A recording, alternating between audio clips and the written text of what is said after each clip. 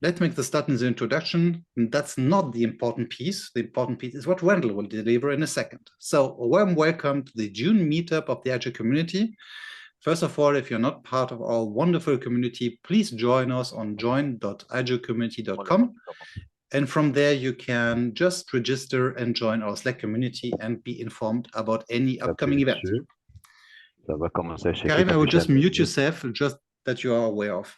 So let's go into a couple of news that we have and that we want to share with you. So as you might know, we introduced a couple of new features inside of our community. And one major part of them is how are we sharing information with you. So let's imagine that you're a German reseller working in the government. And if you look at your Slack client until a couple of months, you had just the announcement channel, the community chit chat, or the event channel, or you posted basically everything. So if you are a German people, you are not maybe interested in getting information about North American events and vice versa. So what we did is we invited you based on your registration form that you filled out a couple of years ago to specific channels related to your own interest. So in that case, for a German person, the DACH region, government, the IGEL channel, which is meant to be used for our IGEL resellers. And there you will get only informations related to your vertical, to your geographical location, or based on your interest. If you're not seeing them, drop me a message. I will send you a workflow how you can subscribe them. It's a 1-minute thing, and then you can get information about upcoming events like the Disrupt event in Munich. In case you didn't know, these channels are also quite big. So we have a lot of members join that channel. So just for the channel, the reseller piece, so to say, we have 2,200 members. And if you go then into the different sections, you are seeing that it's a lot for the corresponding verticals. They are closed channels, so you can't subscribe them by hand. You really have to fill out a form because we do not want to do advertisement or publicity inside of that channel. We really want you to talk about your business with other people from your business. And the same for your geographical location. And then we have a couple of groups where you can subscribe information about the community, product updates, software updates, and obviously the security ones. We are still working a little bit on getting moderation on them, but hey, give us a couple of days. And lastly, as you are seeing in the middle of the screen, we passed the 12,000 members since a couple of days. A big, big thank you to everyone who joined, and let's cross the 15,000 as soon as possible. Next, and then I'm already reaching more at the end, upcoming events. If you didn't know already, we have an upcoming Disrupt event together with our CTO, Matthias Haas, who will share with you the latest news from Disrupt in Miami, as well as teaser what we will show you in the Disrupt in Munich. So it's not only talking about Disrupt, it's really talking about where IGEL will be placing itself in the couple of next weeks, not just the months. So if you didn't join already, please subscribe on igelcommunity.com/events. And from there, you can register for every session that you are seeing now on the screen. We're delighted to have also Andreas Mikowski, our CISO, as well as Sarah Wiskirchen, who will tell us more details about the new knowledge base, which will be launched at the end of July. Lastly, for the summertime, we have already upcoming events for September, October, and November, but we have Karl Gersch, who will tell us more details about the Disrupt event itself, how the organization will be, which kind of great session you have to expect from that event, and so on. And now we'll hand it over to René because it's his baby. What about the podcast? What's new up there? Yeah, absolutely. So the latest one I recorded with John Moody was a lot of fun. We had there, that was few days before I went to London for IGEL Secure. By the way, that was also a very, very cool event. I met a lot of cool people there. And also did a video with Juan Zapata and Andreas Makowski about security. This is what you will see the next weeks in the community. We're planning some security content that we want to put out. We have a great new colleague with Andy Pryor, where we're planning already to release some OS 12, new OS 12 content. So get ready to see a lot of new podcasts, videos, and meetups, as you saw. So yeah, stay tuned for that. I'm really, really excited for that. Thank you, René. And that's basically already everything we had to share with you guys. So I will stop sharing. Again, my only request is if you have questions that you would need to address to Randel, to his presentation, to general topics regarding Azure, please do me a favor and use the Q&A section of your Zoom client, which, depending on your operating system, is on the right hand, on the bottom corner, on the upper corner on macOS, if I remember right. And we would try to care about every question which is showing up there. From there, Randel, I'm shutting up myself, handing over to you, and let's rock the show. All righty. Let's see.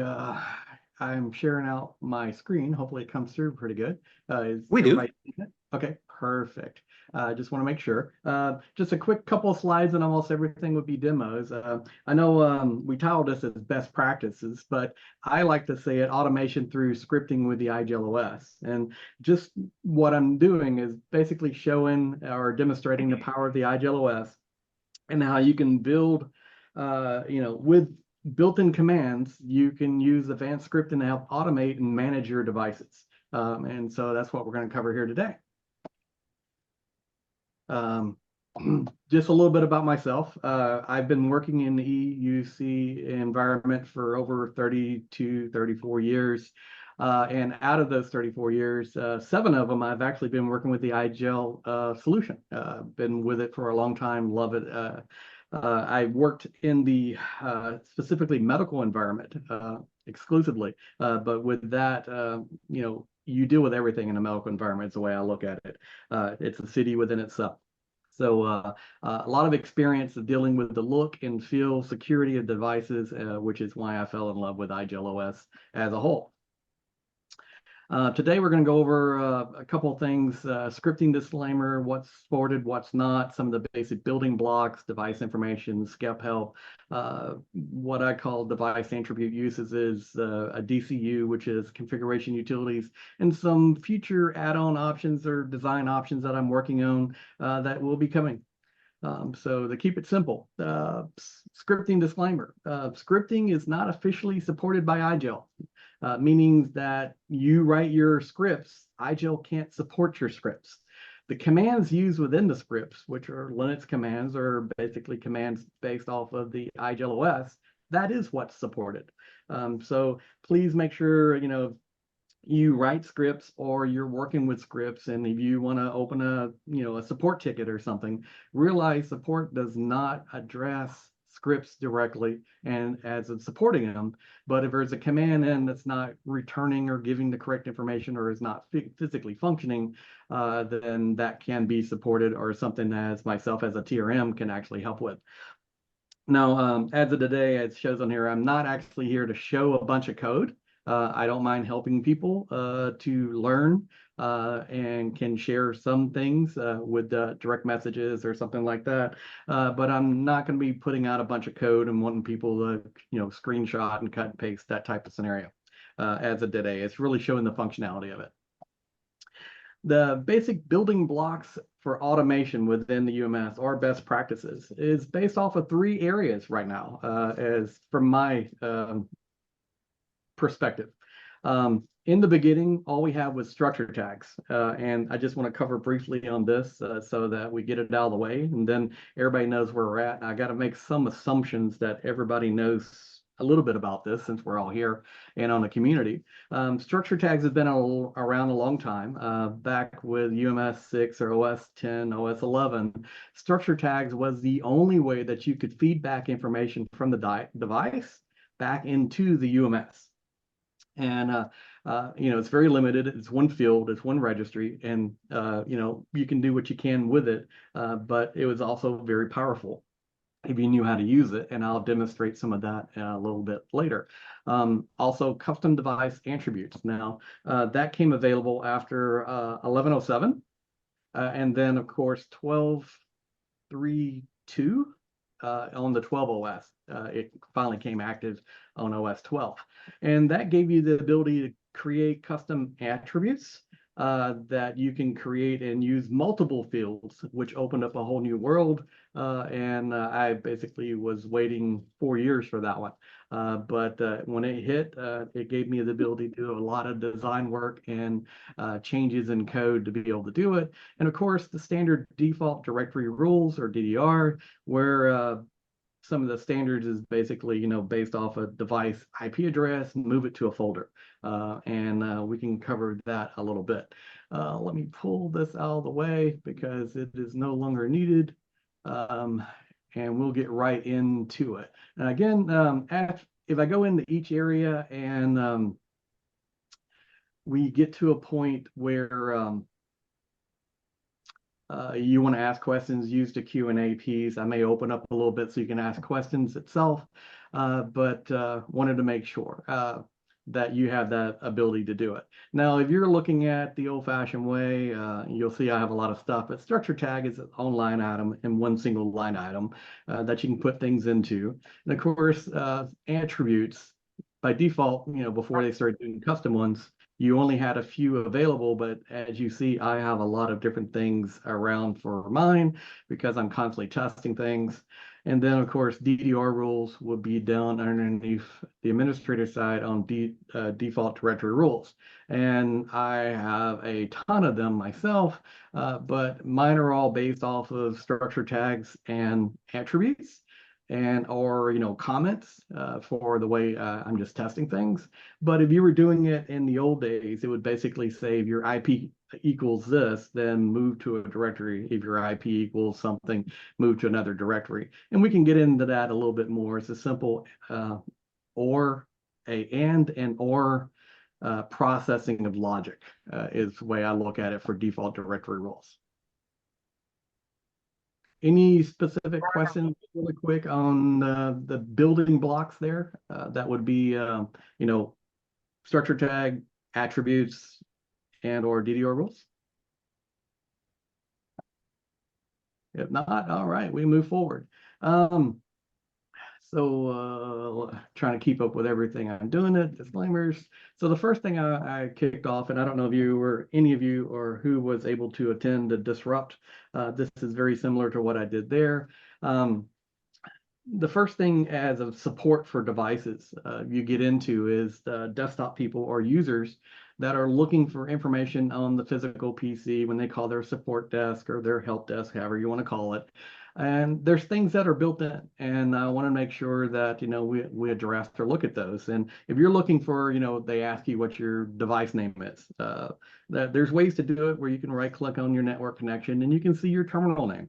You can also see the actual device name as of your network adapter, your IP address, and other information out here as well. But if you need more details, you might have to go out and click on information to be able to get what version of OS you're on, but you can also grab the local name. You can see the DNS server. You can grab the IP address.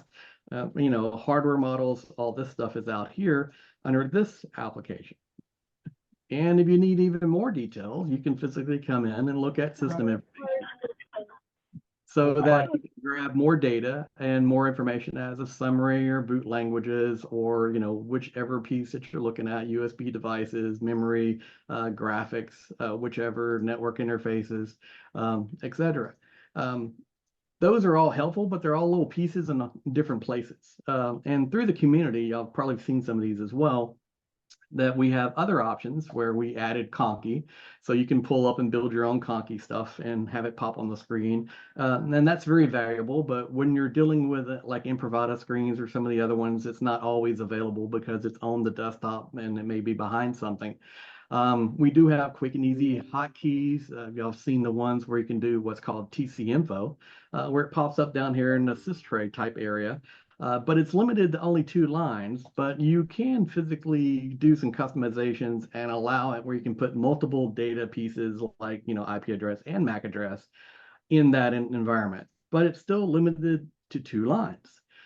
So I wrote way back when a way that can get you a little bit more detail, but a really nice GUI that will physically pop up here in a second, hopefully, and give us there we go. All the information that you need across the board. And this is something that's, you can design on your own. It's basically a simplified script that will gather the data that you want and then display it in a nice GUI where you can put, for your help, call phone number this. If you want default printers and assignments, you can put the code in for it. And then you can also, physically pull in custom attributes, which currently don't have any assigned to it. But you can pull in the manufacturer, the models, the OS versions, the wireless IP addresses, etc. Question, Sebastian, I got a thing on my screen saying your meeting will end in 10 Same minutes. to me. I'm already checking. Just continue. Cool. I'm checking the Zoom. Cool. So, to me, I find this is extremely beneficial because, one, a lot of times you have non-technical users that are calling their support desk. And basically, this can give you an opportunity to provide all the information that your support would physically want or need to fill out that service ticket or case to be opened on their behalf.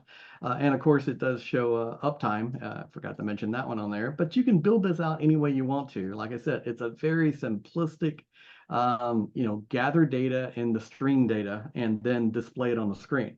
So I have, as TRM, multiple customers that use this. We used this extensively when I was a customer myself, and it physically helped out a lot, solved a lot of problem. You don't have to sit there and get around with it, asking a bunch of questions, telling them how to get it. You have a one-stop shop of gathering that data. So that is the one thing I think is really information directed that is beneficial across the board. Sorry, work keeps going on in the background. So that one's nice to do. Now, some of the other pieces that I've done in the past that are beneficial, a lot of places use SCEP to pull in certificates and information for the device. But when you're getting into SCEP and you're working with it and you don't know the status of it, it gets a little bit more difficult because one, there's not an easy way to see any information about the SCEP certs on the device without going into it and showing the SCEP status. What I created was a simple SCEP utility, and I've done many of these in different ways and added functionality, but this is the basics of it, where it will come up and it will query the information for your SCEP certificate, and it will pull the CA cert, the client cert. I even have them where it shows the RA certificate certs as well, but they really don't carry a lot of weight. They're automatically renewed, so I took them off of it. And I color-coded in the code, so if you see that the certificates are expired, they'll actually show you they're bad. And then I wrote into it a button where we can physically renew the certificates and then come back and show you that they renew themselves, and you can see the thumbprint or add as much detail or lack of detail that you would want, and then show that it's good. And then of course, it won't take effect until you reboot. So at that point, you can hit exit and then reboot if you want to. I'm not going to reboot just to save time, but I find that this tool is pretty valuable. And I have shared it with a lot of people over the years to help resolve their issues so they can, fix them at the desktop itself instead of trying to figure out what's going on. Now, I do have some other scripts out there that I've written, but you can't really demonstrate them because with SCEP and depending on your INDES server or PKI server, there might be some restrictions where they're not renewing correctly, the subject alt name is not quite right, and there's some scripts out there that can actually run and identify and then resolve those problems and kick it off. So it's definitely, if you have SCEP issues or something like that, feel free to reach out, let me know if there's something I might be able to help with script-wise to get to, where you can resolve those issues. Let's see here. My next piece is I'm going to have to move this because I want to put more things into and show it. And now this is live demos, and everybody says don't do live demos. It always breaks, nothing works. So I want to make sure that things are working as much as possible. Hopefully, with the extra piece on here. That everything works fine. Perfect. Coming down. And so what this is, what I want to demonstrate is what I call attribute inventory. And this is taking advantage of the custom attributes. I keep saying attributes, but it's attributes. And as you see, I put a lot of data in here where you can gather information as of power mics installed, prox readers installed, if the wireless is active, or even SCEP certificates, which we'll show in a minute, which brings a lot of value there. And if you have scanners installed, the quantity of monitors, printers, license packs. I've got a lot of different things I've tested and removed and added back. There's different ways to do it. Currently, it's all empty. What I want to show real quick is that if you're looking at a device and let's see, you can pull up and see that I've got an RF prox reader scanner and a barcode scanner installed on this, and that's the only thing I'm looking at on this piece at the moment. So I'm going to go in and run the attribute inventory. Let's see if it goes through or not. And of course, it's going to run silently because it's designed to run at boot up. But what would happen, and there's no flare here at all, you don't think anything works. But when we come back over here, hopefully my server will do its thing. And pull in Randel, may I interrupt you just for 1 second? There's one major issue with Zoom that we need to address. So just in case, it might be that the session might end in 3 minutes. If it should be the case, I sent over the link in the chat, guys. So just join us there. We will rejoin right after the session abortion.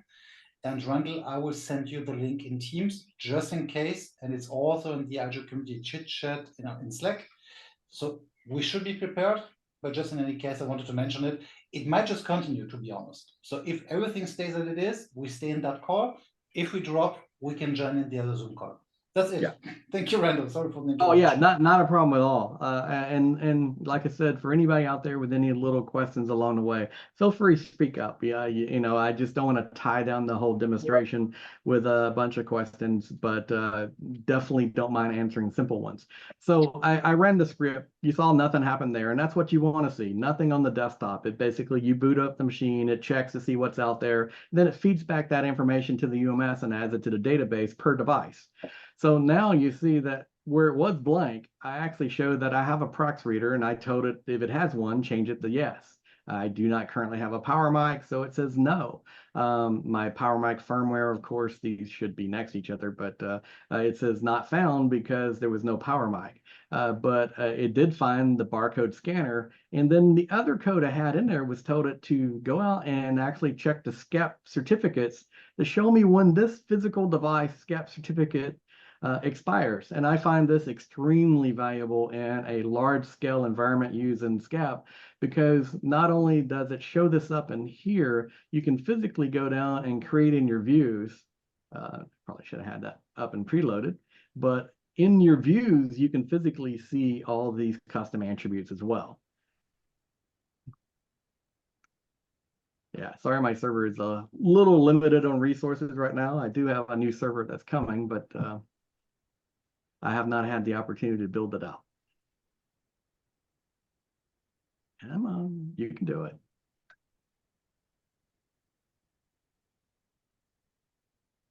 Like, I run through this all morning and everything works flawless. This is what live demos are like. So there we go.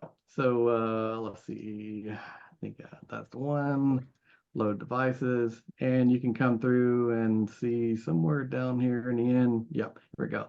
You can start seeing that all this information would be populated into the view as well. So definitely benefits there. So you can run views, you can run reports to say, when is my stuff going to expire, who has what installed, that type of scenario. So definitely worthwhile to be able to do custom inventories. Now, again, I call it custom because it's your mind is, whatever you want to do with it.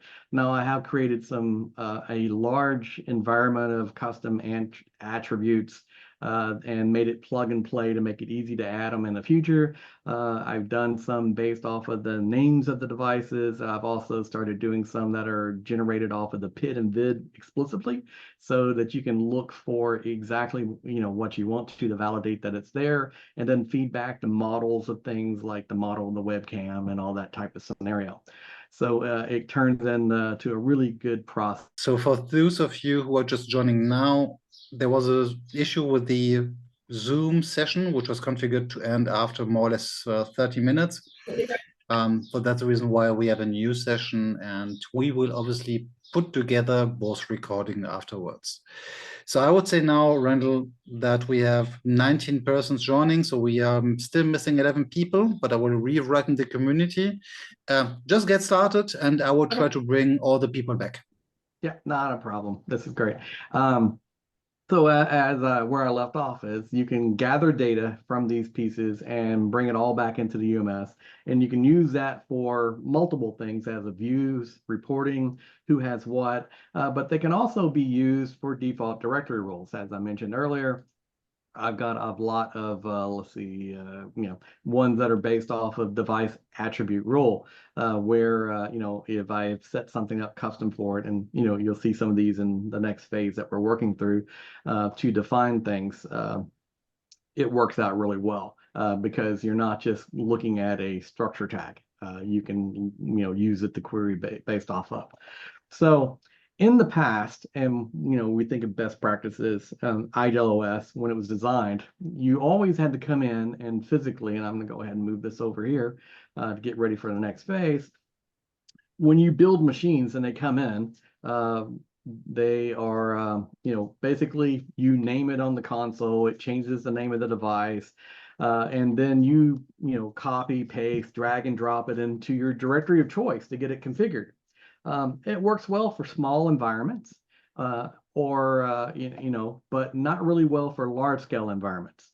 Or you can use the built-in automation where you put a structure tag in place, or attribute, or just using the IP address of it. But nowadays with, like I said, large scale environments, you've got multiple Class C environments. You could have hundreds of IP addresses that you have to, check for to determine where it gets placed into what directory. And then if you're looking at, different types of configurations in those IP addresses, then you get into the problem of how do you manage those? It's a lot of manual work. And I focus a lot on workflows and automation. And so I created some ways around that. And by, how to create around that, again, is, what do you do? Again, showing there's no structure tag here. And you've seen earlier where my default directory rules, where if I, have structure tags that are broken apart. And what I did with the structure tag is I created a comma delimited structure tag. You only have one structure tag, but it doesn't mean you can only put one piece of data there. You can actually break it out into like a column type environment, as a spreadsheet, and comma delimited so that everything has a field. And then you can have your physical structure tag DDR rules do the same.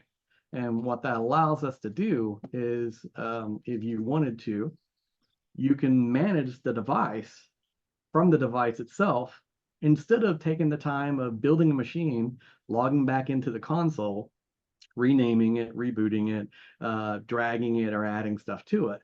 So just to show the functionality of it here, currently it has a name, and you can come up and have it, rename the device if you wish. Tester -01, and I'm going to call it A. And then right now there is no structure tag assigned to it, but we're going to give it one where it's just thin client desktop, and make sure that I got everything set up on my side. And these are just some basic things like you would in a hospital environment, nothing extensive, but you can break it out as much as you want to with the code, either an admin or a tracking board type scenario. And then wireless enabled, disabled, and I'm going to say disabled. And then, of course, pick a site, and I'm just going to say site 2. From that information, I like to come back and validate that this was your old name. Here's your new name. It's going to be changed. You had no structure tag, and now you have a comma delimited structure tag that was designed off of your thin client wireless off site 2, and you want it to be changed. So I'm going to click yes, and then let it do its thing, and it will reboot. And just to show the full functionality of rebooting and the name change and everything being brought back into the console. So this will take a second. Feel free if you want to raise your hand, ask a question, something along those lines, let me know. And we can definitely address that while that's happening. But for me, again, I specialize in, workflows, making things better, faster, more standard. When you build an interface like this and you build all your directory rules based off of it, you build your directories and devices off of it, what you've done is you standardize that environment where they only have the choices that are provided to them. So you can use contract work, or workers from, coming in and building stuff out, and they don't really need a lot of education to get the work done. Not to say that they're not highly educated when you bring in, IT contractors, but you physically can give someone a, 1-2 sheet piece of paper. You can train them in a matter of minutes, plug in USB or image it with whichever, and then type in the name based off of what you need, or you can automate that device name too, and then physically show the location it's going, and they built it. When I first started with this, it was a process from start to finish of imaging a device and configuring a device was less than 7 minutes piece. Which, comparing that to building a Windows machine was substantially less. I mean, you're talking 45 minutes to an hour to get everything built out for it. So yeah, end user rename machine. Oh, yeah. So someone mentioned on here, great idea, let the end users rename the machines. No, this is the idea of the desktop personnel that's deploying the device. Now, of course, when you put it out there into an end user, I got an answer for that, which I'll show in a second. We would, I don't design where people can come in and do things on their own as of, let's see, I'm going to refresh and see if it's moving or doing its thing. For some reason, everything seems to be slowing down. Maybe the jumping in and out of Zooms, but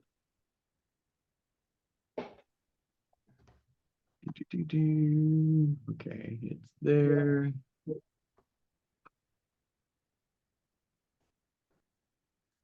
I forgot to set my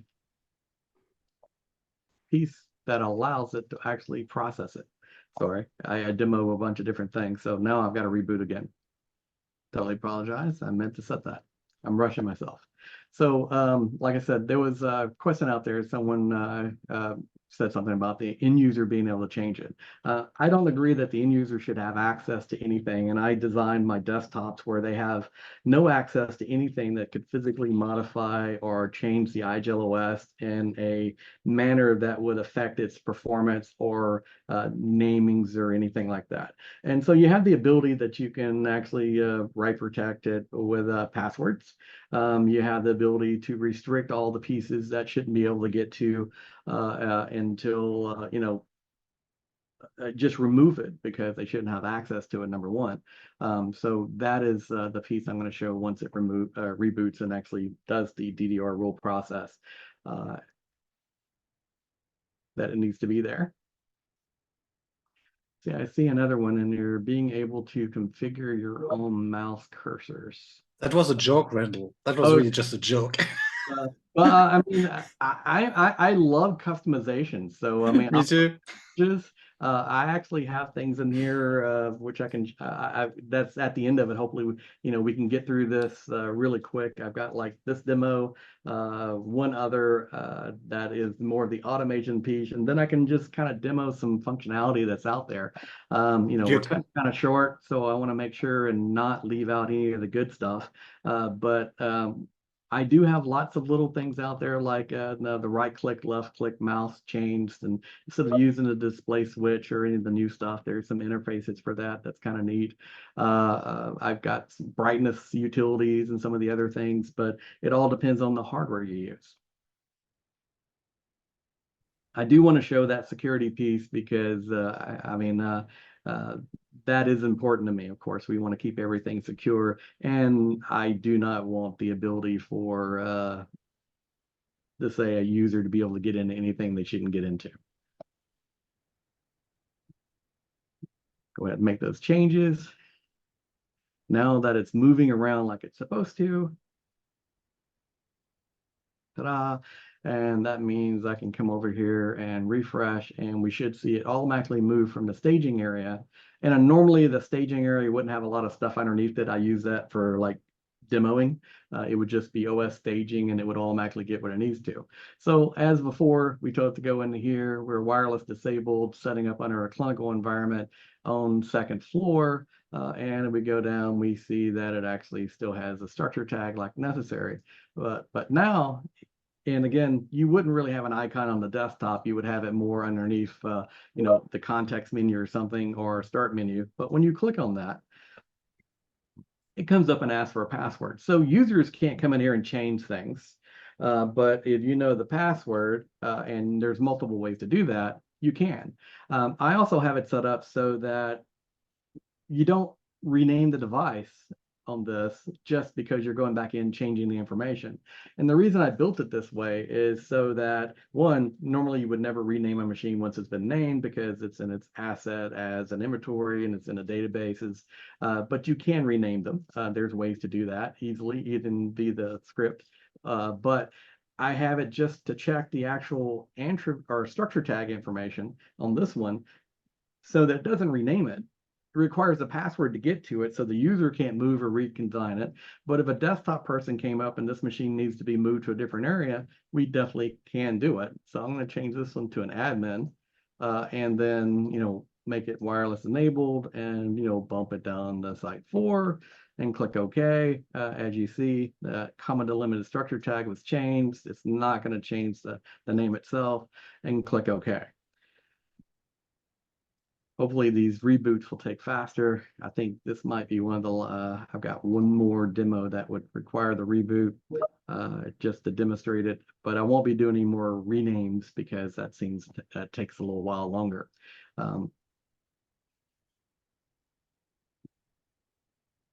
But hopefully that alleviates any security issue or pieces in there. So you can restrict as much or give as much access to things that you need to do. To me, I'd rather spend the time, and I've always cited this, I'd rather spend 8 hours developing a solution that is a fully automated piece so that I can train my desktop teams or end user space out there, contractors or whatever, and it saves minutes off of their time. They can do it in one workflow, and that will compound that time back 20, 30, 40, 50 fold over years of work where they're not logging in, and then you don't have to give them access to the console. I usually restrict the console, or I did when I was a customer, to there was only several people who had rights to the console as a full-fledged administrative type rights. Everyone else, as of the support desk, the desktop people, they only had access to the console to find the device, to shadow the device, and to reboot the device. They had no ways to configure it because everything else was automated. So that's that safe, secure standardization that I always look for when I build out environments. Yeah. I noticed, talking about the beard, I am really close to shaving it. It's been about 8, 9 years now, and it's a really hot summer here in Texas, Houston, Texas, which is where I'm from. And to be honest, my wife really doesn't like it that much. So it's kind of time that I might be shaving soon, just FYI. I'm going to go ahead and hit refresh. We are setting here the clinical, floor 2, wireless disabled. And let's see if it moved any. And as we see now, we're setting underneath an admin device. Wireless is enabled, and setting under floor 4, just like we were talking about earlier. So again, I reconfigured that machine, renamed it, or built it, named it, configured it, and then reconfigured it without ever touching the console other than to validate what it was doing. That's what I love about the power of the IGEL OS. Now, I'm going to come up here and change this because we're going to get ready for the next piece. I know we're getting short of time. I want to make sure to get everything ready for it beforehand so we don't have to wait. I'm going to cut it and bring it back down to where it was and put it here. Paste. That way it shouldn't have to worry about any of the structure tags and does what it needs to. So any specific questions about that type of workflow real quick? I mean, got a minute or two if y'all want to ask verbally, or you can wait till the end. We can go from there. Just want to make sure that everything is good for you guys. Now, if you like that one, which again standardizes everything, but the scripts itself is a hard-coded script, meaning that in the script is code that says those questions, you put in the pop downs or in the code that says ask these questions, gather that data, and then put that back into the structure tag. It's not difficult, but it is code itself that you have to understand. So what I'm going to do now is I'm moving over to OS 12, and of course both these type environments does work, but with OS 12 I prefer doing the attributes as well as even with 11, but I wanted to give the old way of doing it. So now I've created a new way that's down here. Let me make sure that I'm under the right demo piece. Yep. Attributes are not done, and so there's nothing there. So this is going to be kind of interesting, I mean, or what it is. So this is called automated. And the reason it's automated is because I have code out here that is designed to update its information from the UMS as of what questions to ask. And you say, how does that work? Well, when you go into your custom attributes and we start looking at environment information, we'll see that I have environment information out here listed out as you know, a list. Where is it at? List instead of a string. And the other ones would come up as a string, most likely, it being a structure tags type scenario. So this, I have a list of things. My wireless is active, this active, and then site information, you'll see here that I've got up to 7 right now, but you know, let's just do it like this and take a few of these out, which I forgot to clean up a minute ago, and click OK. And now when we go back to this device, we'll still see that everything is out here. Now, what I'm going to do is go ahead and run this configuration utility, or DCU, and we'll see that there's no information on it. Right now, it's physically reaching out to the UMS and gathering its data. Now, I don't want to rename it just because I want to keep it simple, and there are no assignments to it at this time. So if I want to change it, I can hit yes. And then you see there's this 3 questions. I'm going to go with a desktop. I think I laid some of these out here, so I want to make sure. Desktop automated. Yep. Desktop. I'm going to go with wireless disabled. And then again, I'll just select site 2. And let's see, again, I'm not changing the name. I'm only setting the settings, and I'm going to implement it. And this will require a reboot, of course, for the DDR rules to take place. And this times out, but I'm going to click OK just to save us 10 seconds of time.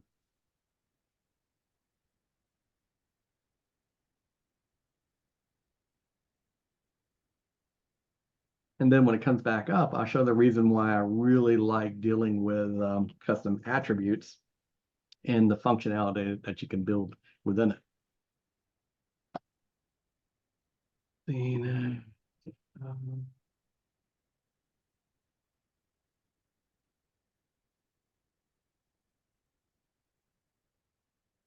Now, this was the piece when I was in this disrupt, I get the cut out because we have to wait for the device to actually reboot. So there's some things we have to wait on. I still like the new animation, I must say. Yeah, I do too. It looks really good. Yeah, something to watch. Sure. So while that's coming up, I'll save some time.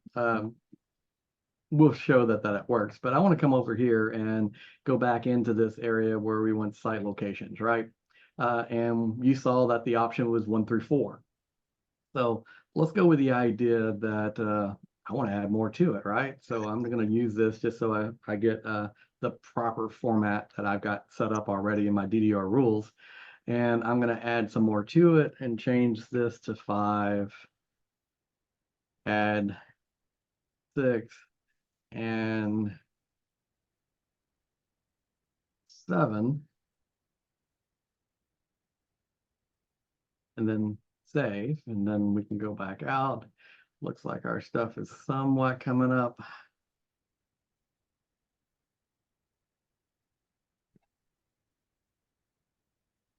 Here we go. Let's hope I got everything put where it needs to be.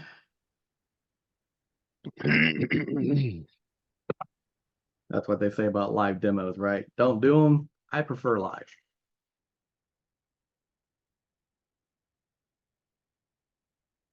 I will say normally I don't have multiple devices active at the same time as all my other things.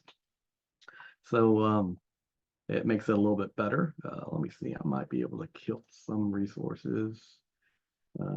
Yeah, I can get rid of that. Now, of course, it's set to automatically launch like you would in anything, but it launched before it got all the new settings, and now you see the background is changing, everything else. So you would just close this because that makes it go away. You know, after you build it, you would actually reboot it anyway or shut it down, take it to the users. So when I refresh this, that should physically take us to where we need to be. And we can already see that the environment piece has updated. So now we are currently setting in wireless disabled, you know, second floor and 1 through 4. So again, moved exactly where you wanted to. So what I want to do now is, again, we're going to run this script, and then it should, again, gather the data. Remember that it was down to 4, and now we've updated it to allow up to 7, and it pulls in, this is your current environment.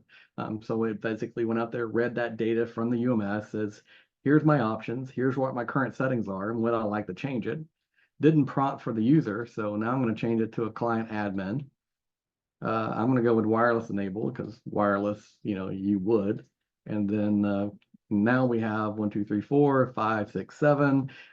This script is a little old. I need to get it where it just sorts correctly, but I'm going to go ahead and select 5.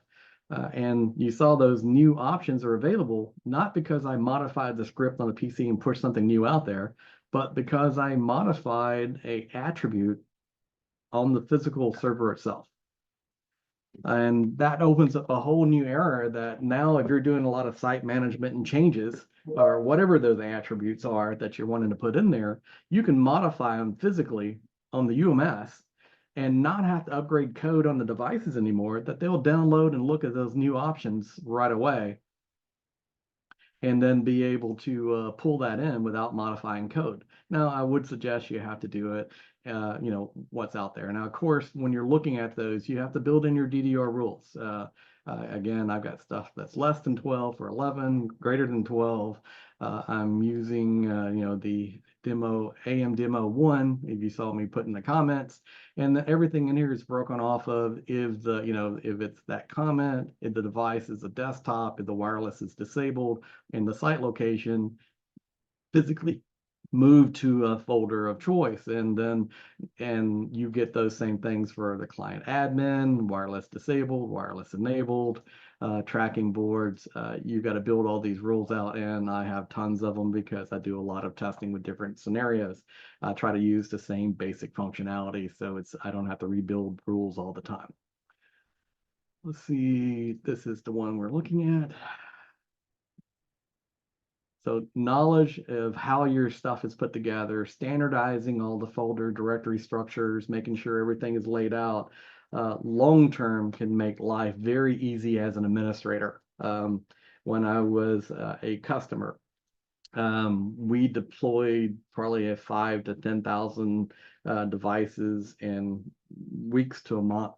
And management-wise, I would check and manage things. I would always be working on new technology and new pieces that are out there, but troubleshooting and working with our desktop field as of what's broken would maybe be 1 or 2 devices a week at the most, if that, because everything was automated from the desktop side. Like I said, they never even had to log into the console unless they wanted to remote into a device or do anything with it. And so I spent my time designing the workflows for updating, upgrading, testing the new versions of firmware at the time, that type of scenario.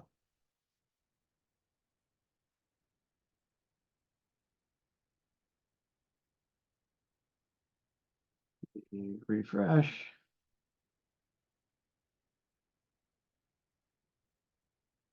And see if it pulled in the new data or not.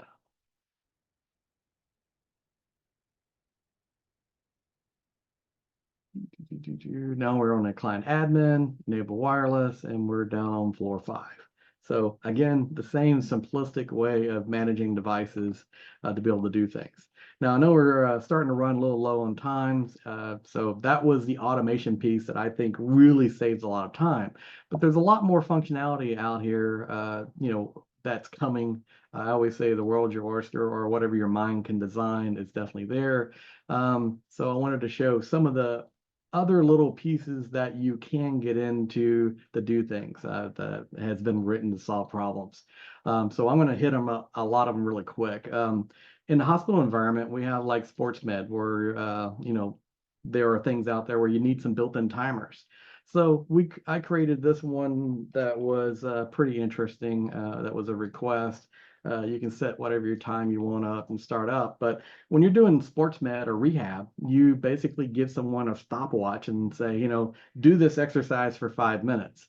And then they walk away and go talk to another one. So I created this one so that I can set up a couple of users and set timers.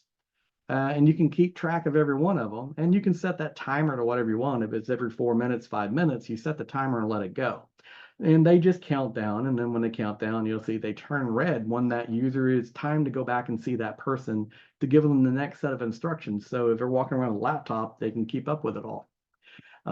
While those are counting down, some of them, some nurses said they needed a stopwatch for some reason. They didn't have a watch. They wanted to do something. It's hard to watch the little clock down here in seconds. So this gave you the ability to do a stopwatch if we're doing something or running it, so that's more things, just more options. Simplistic, you can reset them. It's just basically a stopwatch, not built in, but it's easy to create. As you see, now I know Joe is through. So if I was working on this laptop and had 5 users or patients that we're working on, I know I need to go back to Joe. All I got to do is hit reset, start the counter again after I told him what to do, and wait for my next one to trigger. And then it's like, oh, wait, now I need to go see Tim. Let me go walk over, deal with Tim, with the next set of instructions and keep going. So I'm going to stop that, stop this, stop that. And then some of the other ones with they use the calendar to try to determine what's available next. So I put together this really simple one that's a lot bigger calendar that's easier to see, where you can jump around and click OK. It's just something that if a nurse was demonstrating to a customer so they can say, what day would you like to set an appointment? You can physically figure out that appointment time really easily. Let's see, let me jump into this and root.